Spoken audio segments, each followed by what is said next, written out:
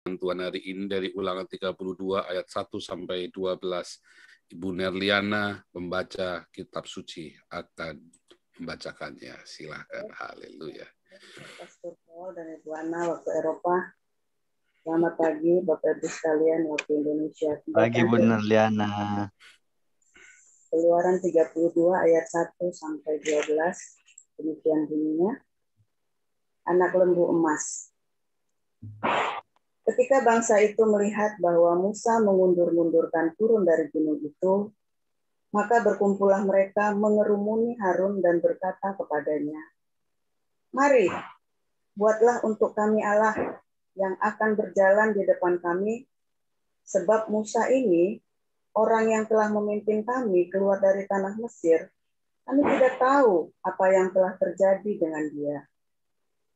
Lalu berkatalah Harun kepada mereka, "Tanggalkanlah anting-anting emas yang ada pada telinga istrimu, anakmu laki-laki dan perempuan, dan bawalah semuanya kepadaku."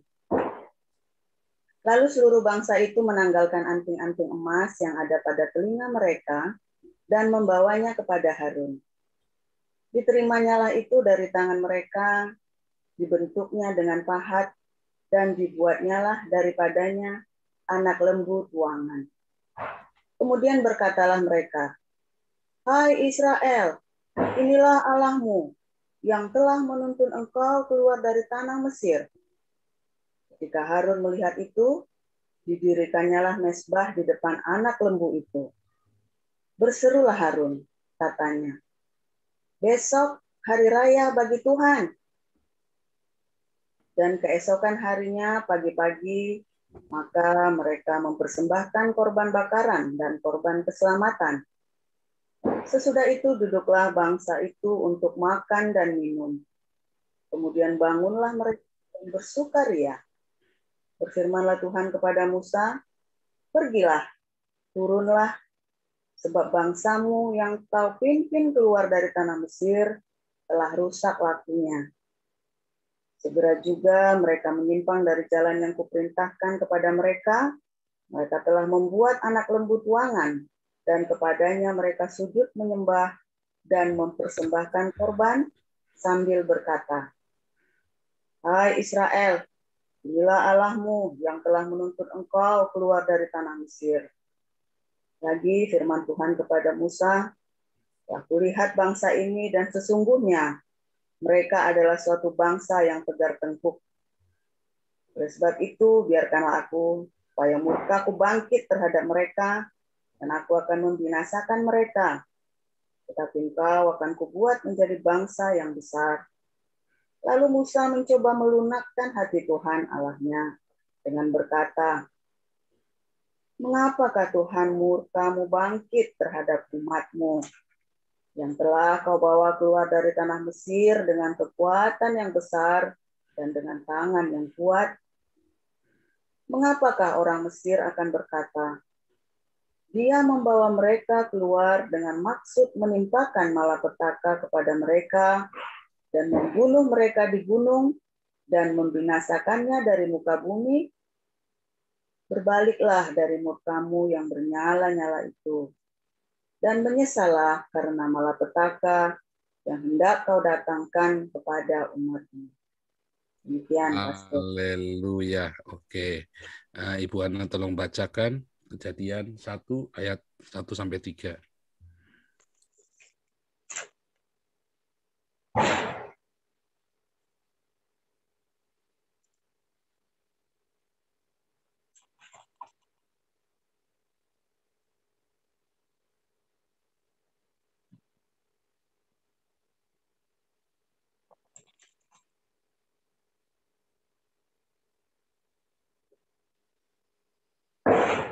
Ya, haleluya. Kalau kita membaca di Keluaran 32 ini, ya, itu adalah satu titik transisi, ya, ketika Tuhan seharusnya membinasakan umat yang seharusnya ia tebus, yang dia keluarkan dengan tanda-tanda ajaib, dengan begitu hebat, dan bahkan memperlihatkan kedahsyatan kuasanya di Gunung Sinai saat Torah itu diturunkan, dibacakan bagi seluruh 2 juta orang Israel waktu itu ya.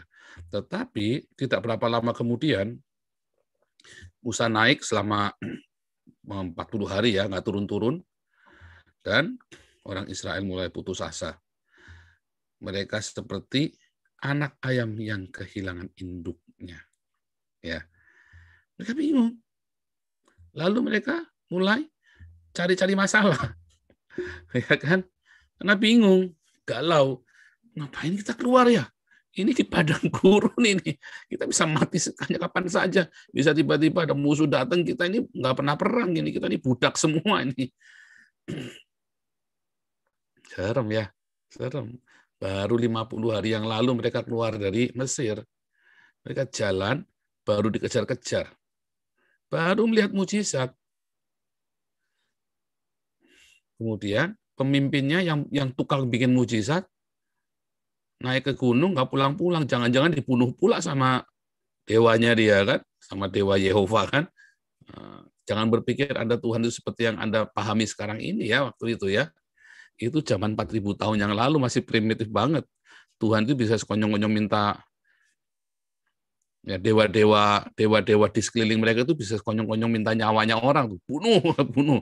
Makanya kalau Anda lihat dalam perjanjian lama, ya paradigma tentang Elohim, tentang pencipta, tentang Tuhan, Kurios Adonai, ya, dan beda dengan yang ada dalam perjanjian baru. Pada waktu itu mereka tidak melihat dengan mata kepala mereka betapa Yehova itu penuh dengan kasih. Mereka nggak, ketika Yehova berkali-kali berkata Yehova yang Allah yang Maha Pengasih, mereka nggak nangkep. Mereka nggak pernah lihat, mereka nggak tahu rupa bagaimana pengasihnya. Bahkan sampai sekarang pun orang-orang Yahudi masih berpikir sama. Ya, Yehova yang Maha Pengasih ini destroyer banget. Kalau Anda melihat di masa-masa transisi ini, mereka seperti anak ayam yang kehilangan induknya. Mereka ceker-cekeran kemana-mana, mereka terbang sana-sini. Mereka bingung, wah mereka mulai ribut, mereka mulai demo. Mereka mulai demo, panik. Loh, kita mau apa terus sekarang? Kita nggak punya satu pemimpin yang memimpin kita. Dewanya kita nggak kelihatan. Dulu dewa mereka direpresentasikan oleh Musa.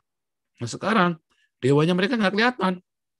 Dewa mereka siapa nih? Kita bingung nih. Kita udah terdampar di tengah padang gurun. Dulu kita di sana sudah ada rutinitas tiap hari. Sekarang kita nggak ada rutinitas dan malah kita bingung mau ngapain. Makanan nggak ada, air nggak ada. Ayo loh. Bukannya Anda sering ngalamin begitu saat-saatnya? Kita sama, saya ngalamin. Kita semua melewati masa-masa itu. Mungkin bukan masalah ekonomi, mungkin kita ada masalah lain.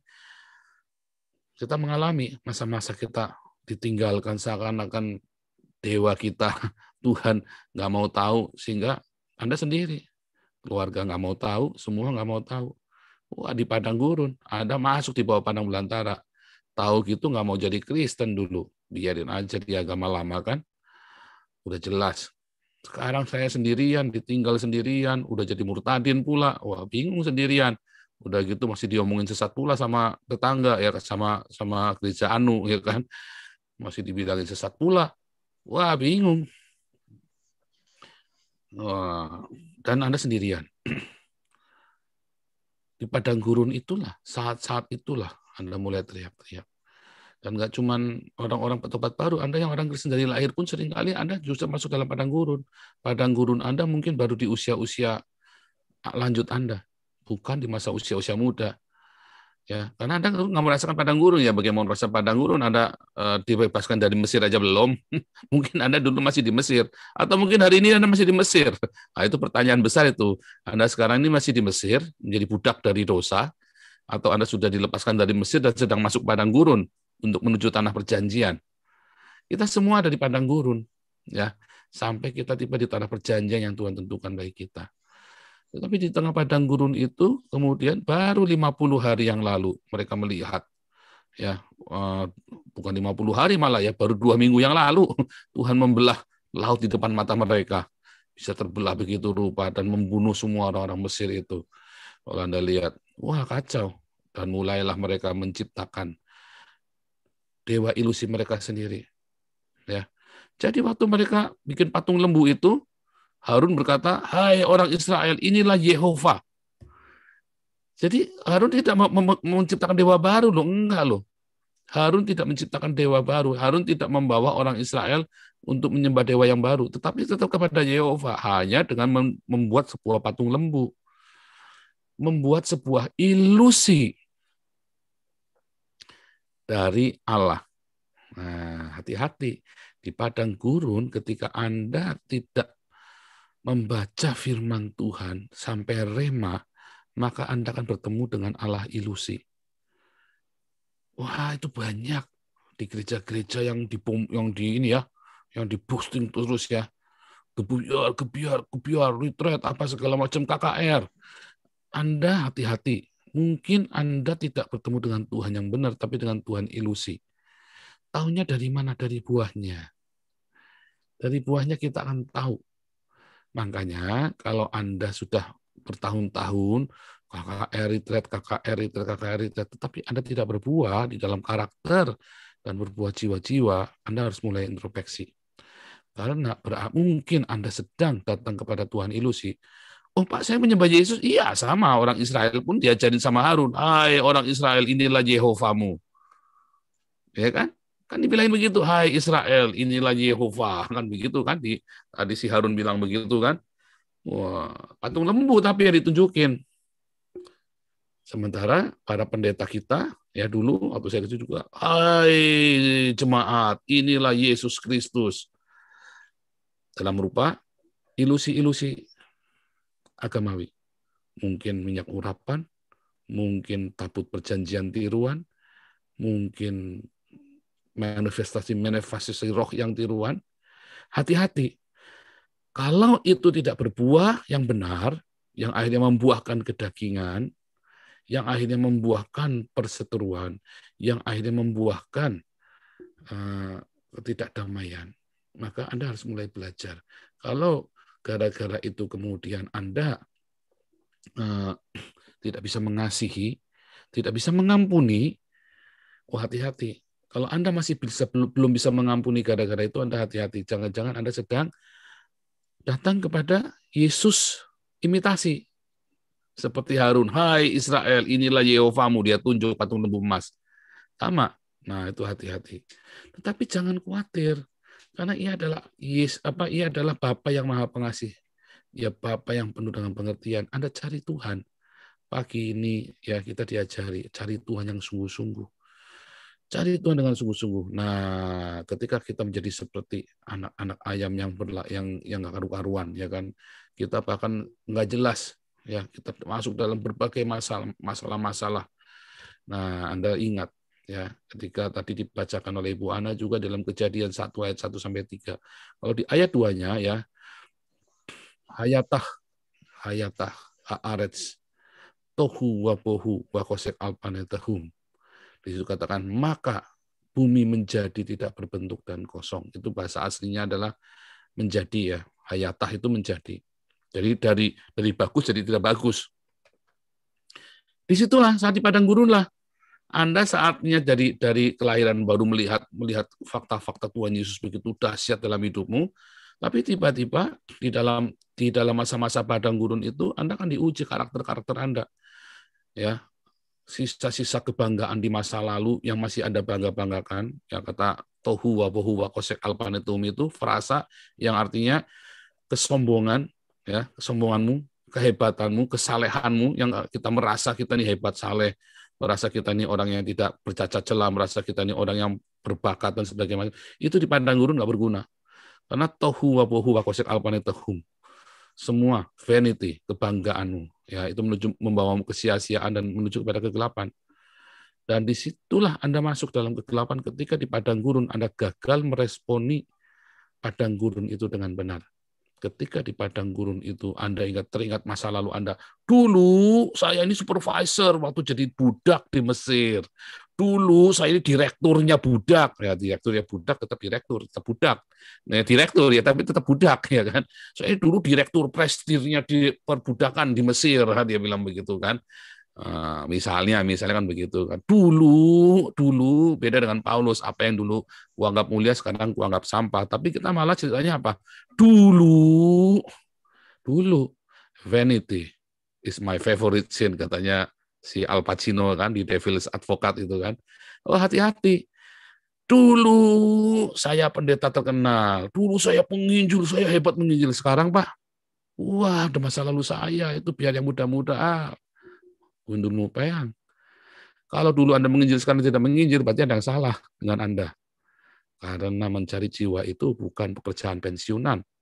Oh dulu, sekarang pensiun. Oh enggak ada, memberitakan Injil itu senantiasa. Saya kenalan ada hamba Tuhan namanya Peter Bos, Peter Bos, saya lupa nama lengkapnya. Itu dulu tugas di Tomohon. Nah, itu Heri Ikim itu kenal tuh ya, Pak Jenderal Heri Ikim, Pak Heri Ikim yang di Tomohon itu, Peter Bos itu. Sampai tuanya, sampai pensiunnya dia masih nginjilin orang Iran. Dia sampai ngomong sama saya, ketemu saya kan waktu itu kan. Saya tuh heran. Saya jauh-jauh dari Belanda pergi ke Indonesia untuk memberitakan Injil. Tak satu pun orang Islam saya baptis. Saya pulang sekarang di Belanda, di saat saya pensiun, justru saya baptis ratusan orang Iran. Saya bilang, waduh, itu dia ini. Pergi jauh-jauh ke Indonesia, sekarang saya pergi ke sini juga sama saja. Untung saya nggak ngucap kayak dia. Saya di Indonesia pun saya membaptis orang Islam, saya di sini pun membaptis orang Islam. Haleluya. Untung, aduh Tuhan, terima kasih Tuhan. Saya dilayakan. Tapi maksud saya begini loh, nggak ada kata pensiun buat pemberitaan Injil itu, nggak ada kata pensiun. Dulu, wah itu vanity, hati-hati, itu kesombongan. Dulu, wah itu dulu ya. Tohu wabahu wakosek alpaitum. Bumi menjadi tidak berbentuk dan kosong, kegelapan menutupi samudera raya. Nah itu bahasa aslinya itu dalam bahasa Ibrani, dalam tradisi mesianik artinya Anda itu sombong, kesombongan itu membuatmu masuk dalam kesia-siaan dan kegelapan akan menguasai hidupmu. Di padang gurunlah hidup menjadi gelap. Justru di padang gurun orang Israel itu mulai menyembah berhala. Ngeri ya, baru melihat mujizat nyembah berhala besoknya. Baru belum setahun mereka keluar dari padang gurun. Mereka belum setahun, belum sebulan mereka melihat Laut Merah terbelah. Mereka nyembah patung lembu emas. Berapa banyak kita dibawa oleh hamba-hamba Tuhan kepada ilusi Allah. Oh, hati-hati Anda. Anda bukan masuk ke dalam ini, tapi masuk dalam kegelapan. Dari kegelapan makin kelam. Dulu, kata dulu itu loh, vanity itu tadi.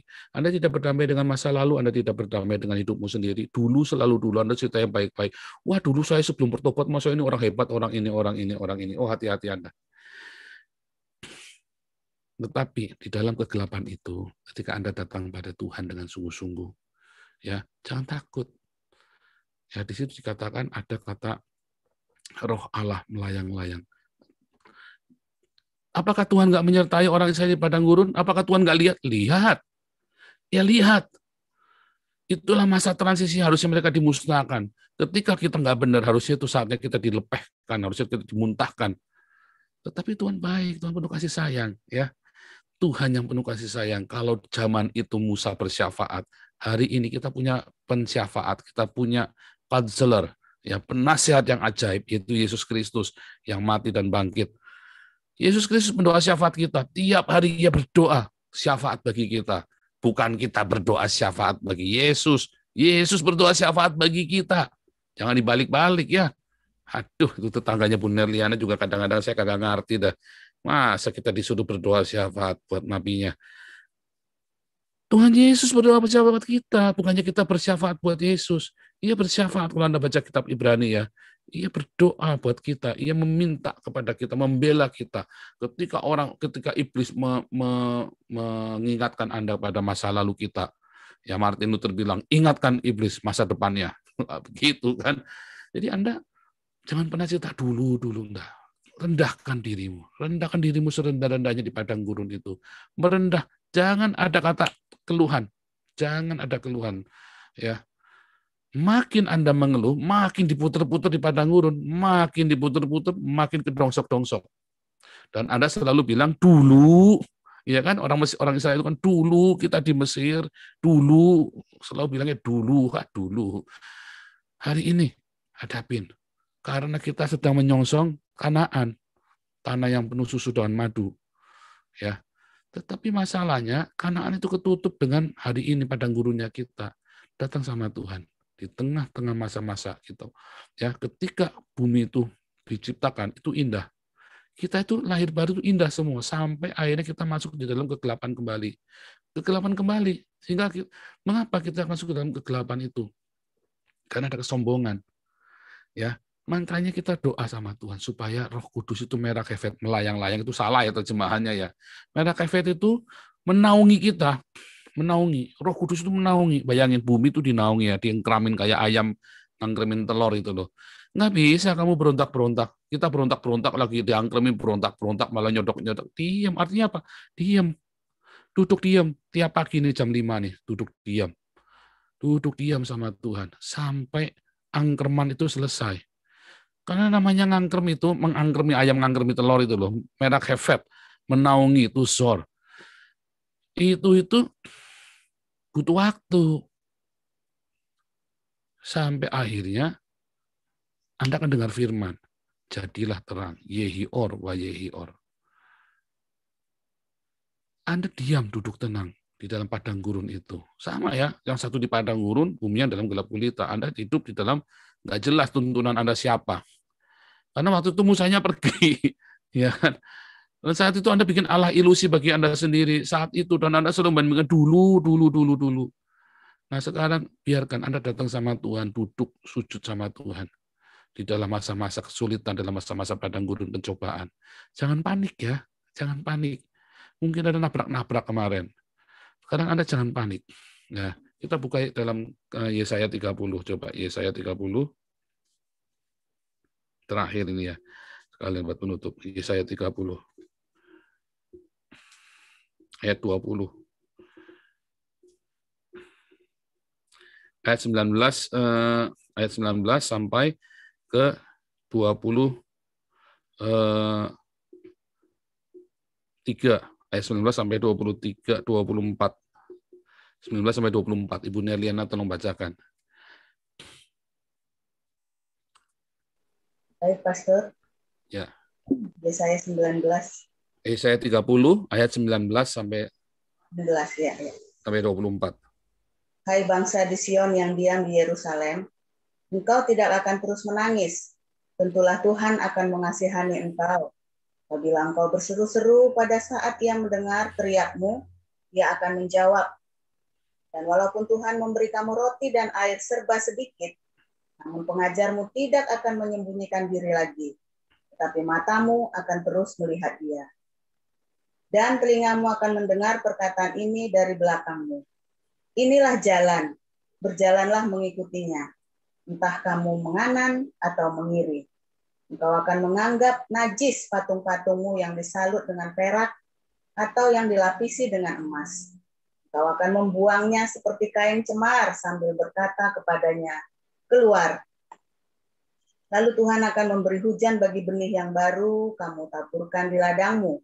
Dan dari hasil tanah itu kamu akan makan roti yang lezat dan berlimpah-limpah. Pada waktu itu ternakmu akan makan rumput di padang rumput yang luas.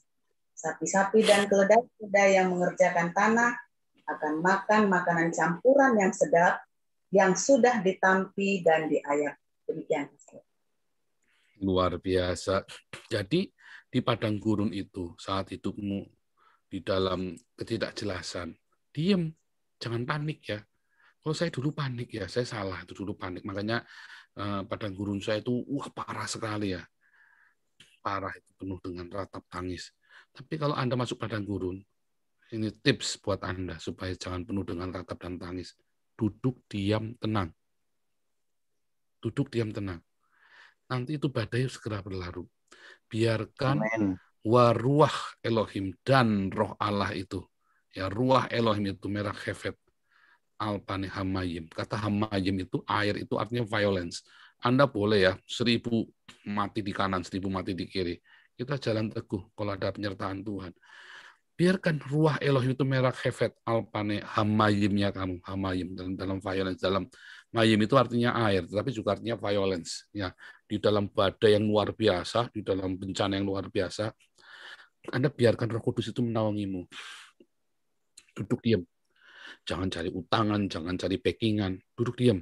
Lakukan yang semestinya, yang sebisanya, tapi jangan cari utangan, jangan cari backingan.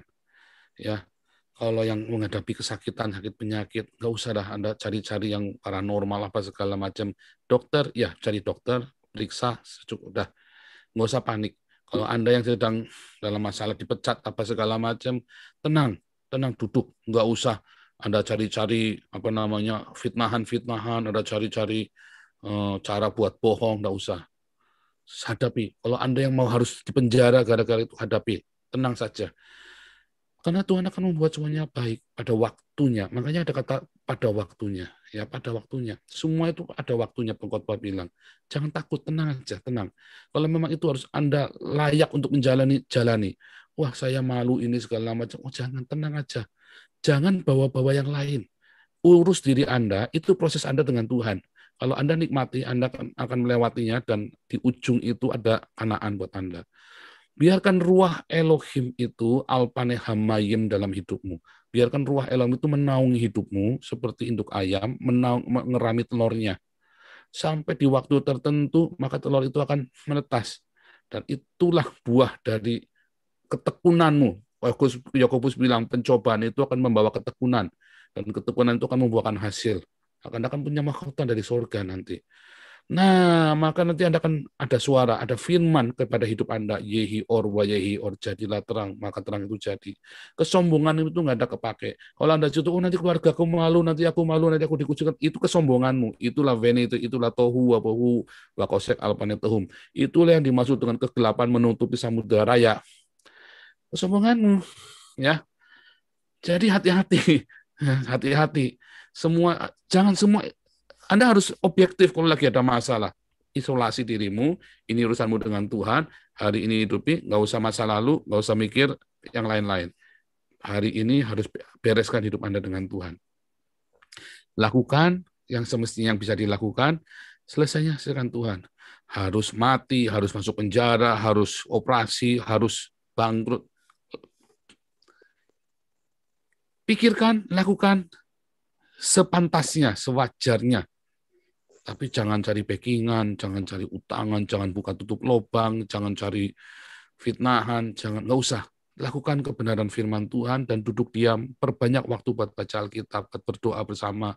Ya, ajak istrimu, anak-anakmu, atau keluargamu berdoa bersama, menyembah Tuhan. Mungkin Anda nggak bisa cerita sama istri atau anakmu ya. Kalau sama istri atau sama suami Anda harus cerita tentu ya. Itu kan kita dua menjadi satu kan. Tapi sama anak-anak nggak bisa cerita, sama orang tua nggak bisa cerita. Ajak mereka nyembah tiap hari, nyembah terus sebanyak selama mungkin nyembah. Perkatakan firman supaya firman itu jadi rema. Kayak saya dulu 3 tahun kita cuma bilang Jehovah Rohi, Jehovah Jireh, Jehovah Juire. Sekarang kita lagi berkatakan Jehovah Rohi. Itu ya. Nanti ada yehi or wa yehi or. Jadilah terang, maka terang itu jadi. Ketika terang itu datang, mungkin kamu akan makan air dan roti serba sedikit. Mungkin semuanya pas-pasan. Mungkin semuanya serba mepet. Anda harus hati-hati. Tetapi kan lebih enak jalan di jalan setapak yang terang daripada di jalan tol yang gelap. Anda nabrak-nabrak. Tapi kalau jalan setapak terang, Anda akan dengar telingamu. Ini jalan, ikuti. Ini jalan, ikuti. Entah kamu menganan, entah kamu mengiri, kamu akan dengar jalan itu. Ada suara dituntun. Tepat sampai tujuan, nyampe sampai tujuan. Daripada Anda berjalan di jalan tol yang gelap gulita. Haleluya, kiranya rema dari Tuhan Yesus memberikan terobosan dalam hidupmu. Menyembuhkan semua sakitmu, menyelesaikan, meredakan semua badai dalam hidupmu, dan memberi engkau jalan keluar, memulihkan keluargamu di dalam nama Yesus. Haleluya. Haleluya.